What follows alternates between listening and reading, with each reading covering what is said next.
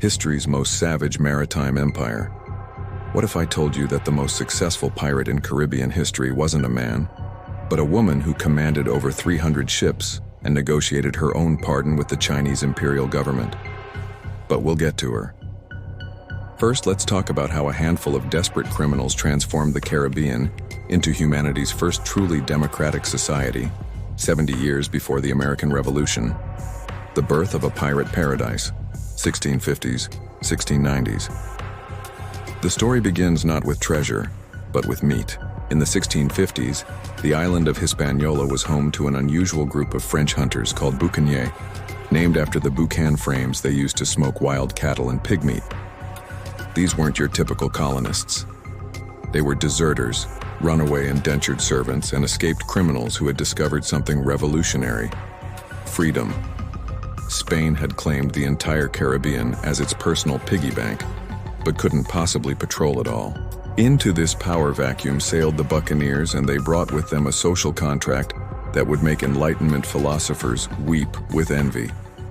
Before every voyage, these pirates drafted articles, actual written constitutions, that guaranteed equal votes, disability compensation, and profit sharing.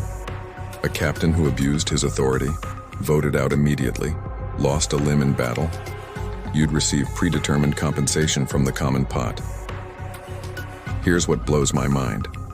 A black sailor and a white sailor received the exact same share of plunder on most pirate ships. In an era when slavery was expanding across the Atlantic world, pirate crews were possibly the most racially integrated communities in the Western Hemisphere. The Golden Age explodes, 1690s, 1715. But the real Golden Age of piracy required one critical ingredient: war. Specifically, the War of Spanish Succession, 1701-1714, when European powers turned Caribbean sailors into government-sanctioned pirates called privateers. These men received letters of marque, essentially licenses to steal, as long as you stole from the enemy. Then came the hook that changed everything.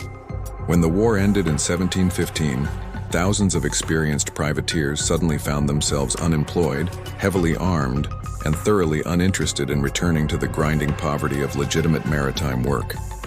The choice was simple: starve on a sailor's wage of 25 shillings a month, or potentially earn 1,000 pounds from a single prize ship.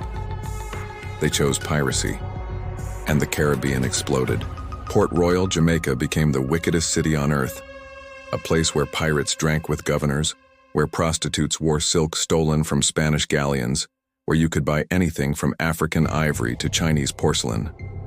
One contemporary observer claimed you could walk into any tavern and see men with more gold in their pockets than they have sense in their heads. In 1692, an earthquake literally liquefied the ground beneath Port Royal, plunging 2/3 of the city into the harbor. Many saw it as divine judgment. The pirates simply moved to Nassau in the Bahamas. The real Blackbeard in the theater of terror, 1716, 1718, enter Edward Teach, better known as Blackbeard, who understood something crucial about piracy. Reputation was more valuable than gunpowder. Blackbeard didn't become history's most infamous pirate by being the most successful. He wasn't, or the most violent, far from it. He did it through psychological warfare. Before battle, he wove slow-burning fuses into his enormous black beard and lit them, wreathing his face in smoke. He cultivated rumors that he was the devil himself, that he drank gunpowder mixed with rum, that he shot his own crew members just to remind them how evil he was. The genius? Most ships surrendered without a fight.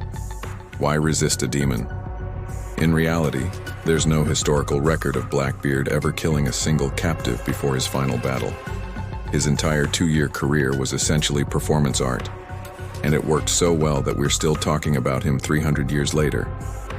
His end came in 1718 off the coast of North Carolina, when Lieutenant Robert Maynard of the Royal Navy cornered him in a bloody hand-to-hand battle. According to Maynard's report, Blackbeard sustained 5 gunshot wounds and 20 sword cuts before finally dying. Maynard severed his head and hung it from the bowsprit as a warning. Legend claims Blackbeard's headless body swam 3 times around the ship before sinking. Women who made men tremble, 1710s, 1720s. Now for the twist Hollywood keeps getting wrong.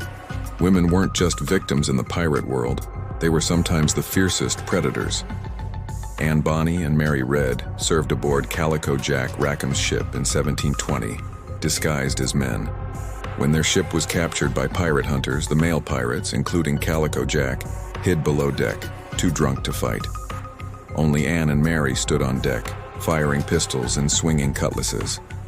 Both women were pregnant at the time of their capture.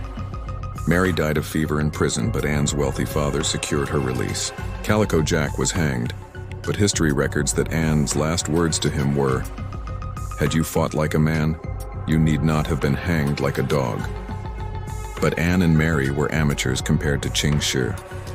This Chinese pirate commanded over 300 ships and 40,000 pirates in the early 1800s, a fleet larger than most national navies.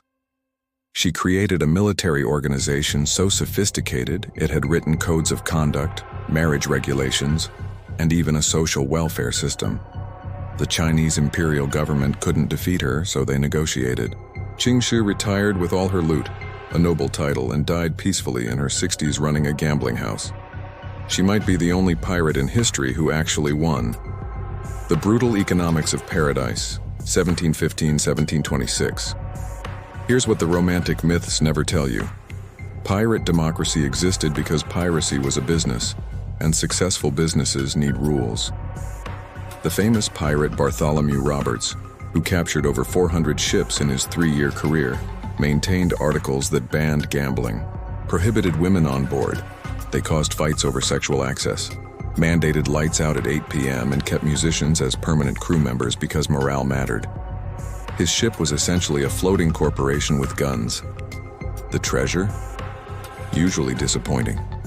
Most prize ships carried sugar, tobacco, or cloth, bulky goods that had to be fenced quickly. The romantic image of chests overflowing with gold doubloons. That happened, but rarely. The average pirate crew might go months between significant scores, surviving on stolen food and desperate hope. And the violence was real. When things went wrong, pirates tortured their captives with casual brutality, burning fuses between fingers, wooding, tightening rope around heads until eyes popped, keel hauling, dragging bodies under the barnacle-encrusted ship bottom. When French pirate François L'Olonnais couldn't get information from Spanish prisoners, he reportedly cut open a man's chest, pulled out his heart, and gnawed on it. These were not good men having adventures. The Empire Strikes Back, 1720s. The party couldn't last. The British Empire, having finally secured its Caribbean territories, decided piracy was bad for business. They sent Woodes Rogers, a former privateer himself, to clean up Nassau with a simple offer: accept the king's pardon or die. Many pirates took the pardon. Others, like Charles Vane, refused and were eventually hunted down. The British erected gibbets at harbor entrances and displayed pirates' tarred corpses in iron cages as they rotted, a warning visible from miles out to sea. The message was clear. The age of pirate democracy was over. The legacy that won't die. By 1726, the golden age of piracy was finished, lasting barely 30 years. Yet somehow this brief explosion of maritime anarchy has colonized our imagination for 3 centuries. Why? Perhaps because pirate society represented something that still fascinates us. A genuine alternative to the hierarchical world most people inhabited. For a brief moment, in a savage and violent way, outcasts and criminals created communities based on elected leadership, equal opportunity, and profit sharing. They were democratic, multicultural, and egalitarian, while simultaneously being murderous thieves. The Caribbean pirates weren't heroes. They were desperate, often cruel men and women who chose freedom and violence over poverty and oppression. But in doing so, they accidentally created history's most compelling counterculture, a reminder that the line between liberty and lawlessness has always been written in blood and salt water. And that's precisely why we can't stop telling their stories.